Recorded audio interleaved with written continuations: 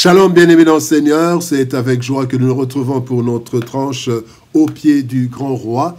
Nous sommes le 1er juillet 2024, le lundi 1er juillet 2024. Donc, nous commençons une nouvelle semaine de méditation, mais aussi un nouveau mois et un nouveau semestre. Le deuxième semestre de l'année 2024, le 7e mois de cette année. Et nous commençons cette première semaine, cette première semaine dans Psaume 23, le verset 4. Nous sommes dans les psaumes, nous allons voir tout le psaume 23. Et aujourd'hui, nous sommes au verset 4, d'où le thème « Entre les meilleures mains ». Deuxième partie. Le psaume 23, verset 4 nous dit « Quand je marche dans la vallée de l'ombre de la mort, je ne crains aucun mal, car tu es avec moi. Ta houlette et ton bâton me rassurent. » Bien-aimés dans le Seigneur, les meilleures mains entre lesquelles nous puissions être sont sans aucun doute celles du bon berger Jésus-Christ. Tel que lui-même l'a dit, il est le bon berger. Et nous l'avons vu le samedi dans la méditation passée. Si le berger pourvoit à tous les besoins, cela n'exclut pas que nous passions par des moments difficiles de la vie. C'est ce que David a expérimenté au cours de sa vie. Marcher avec Christ n'exclut nullement les temps difficiles. Le texte du jour appelle ces temps difficiles la vallée de l'ombre de la mort. Ces temps sont tellement difficiles qu'on croirait fréquenter même la mort, les ténèbres, la destruction. Alors lorsque les tempêtes se lèvent dans nos vies, le bon berger nous assure une sécurité qui résiste à toute épreuve. Et c'est ce que nous allons méditer dans à partir du verset de ce jour. Première leçon, premier point, tronçon inévitable. Jean 16, 33 nous dit « Je vous ai dit ces choses afin que vous ayez la paix en moi. Vous aurez des tribulations dans le monde. Vous aurez des tribulations dans le monde. Mais prenez courage, j'ai vaincu le monde. » Sur le sentier de la vie, bien-aimés, tous les tronçons ne se ressemblent pas. Certains sont bien aplanis, d'autres rocailleux, d'autres boueux, etc.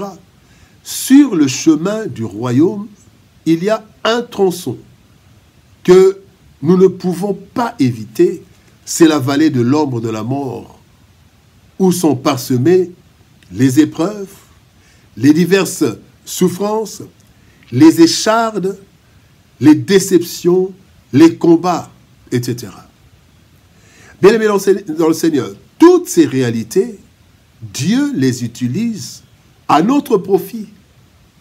Ainsi qu'il est écrit dans Romains, chapitre 8, verset 28, « Toutes choses concourent au bien de ceux qui aiment Dieu, de ceux qui sont appelés selon son dessein. » Ainsi, bien-aimés, lorsque nous traversons ce tronçon inévitable, le texte du jour nous dit « Quand je marche », il y a d'autres textes qui disent « Si je marchais », mais en fait, c'est inévitable ce tronçon.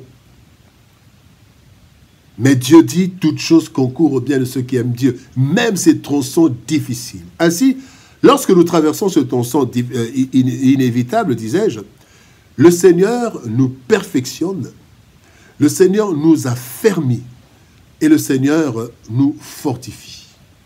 Voilà pourquoi, bien-aimés, nous pouvons dire, quand je marche dans la vallée de l'ombre, je sais que la vallée de l'ombre est inévitable, mais la suite c'est quoi? C'est que le point 2 nous dit une présence qui chasse la peur.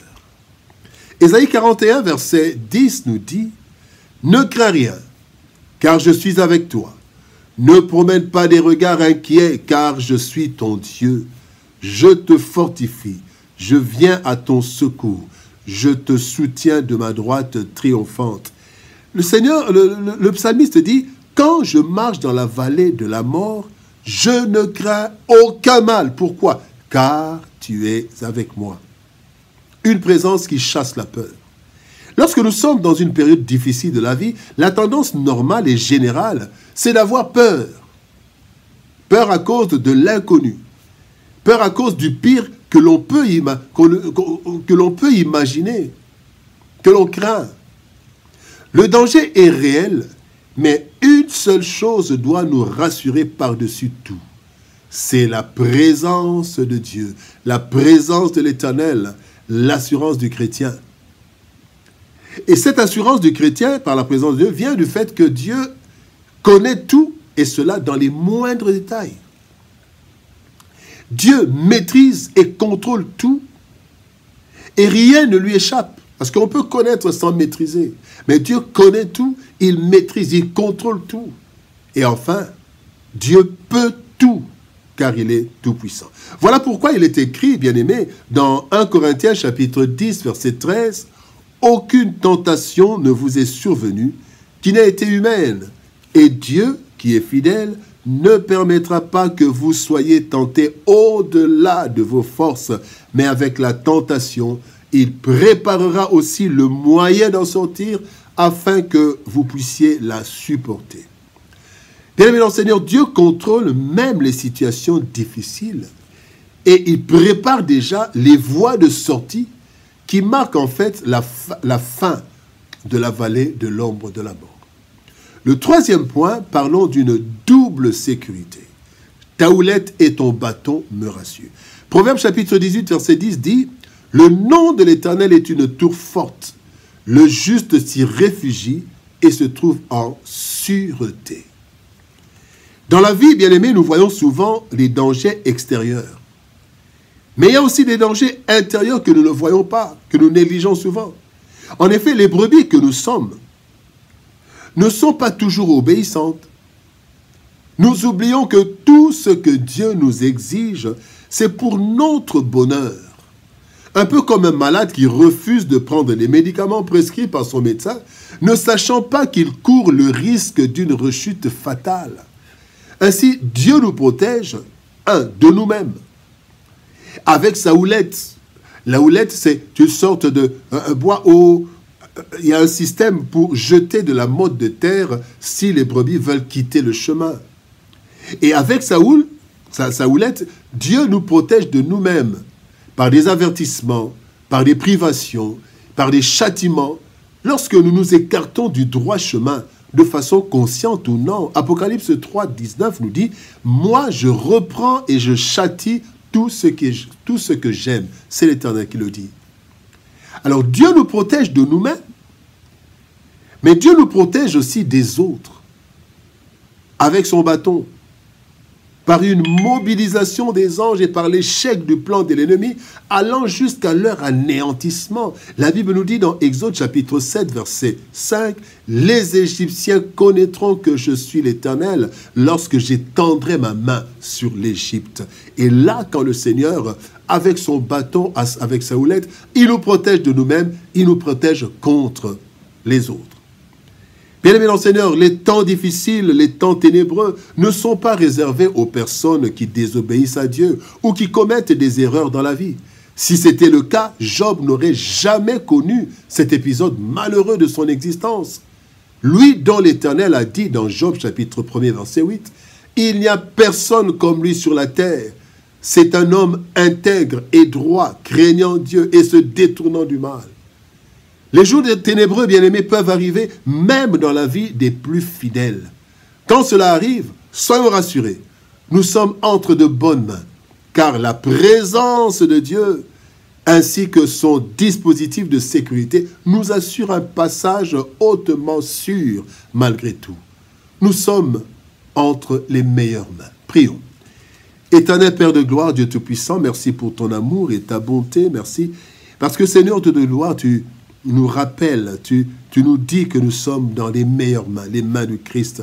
Seigneur, merci pour l'œuvre de la croix. Merci pour cette œuvre dans nos vies. Merci de nous protéger de nous-mêmes et de nous protéger des autres. Merci Seigneur, ô Dieu de gloire, parce que, ô Éternel, tu nous conduis sûrement. Et Seigneur Dieu de gloire, même quand nous traversons la vallée de l'ombre de la mort, nous n'avons rien à craindre. Aide mon frère, aide ma sœur, aide-moi. Ceux qui traversent la vallée de l'ombre de la mort, de ne pas se décourager parce que Christ est là et sa présence nous rassure de tout. Bénis ta parole et bénis ton peuple. Au nom de Jésus-Christ, nous avons ainsi prié, Père. Amen. Bien-aimés dans le Seigneur, que Dieu nous bénisse. Shalom, au revoir et par la grâce de Dieu, nous nous retrouvons demain pour une autre méditation au pied du grand roi. Nous aurons la troisième partie de ce thème entre les meilleures mains. Que Dieu nous bénisse, shalom, au revoir et à demain.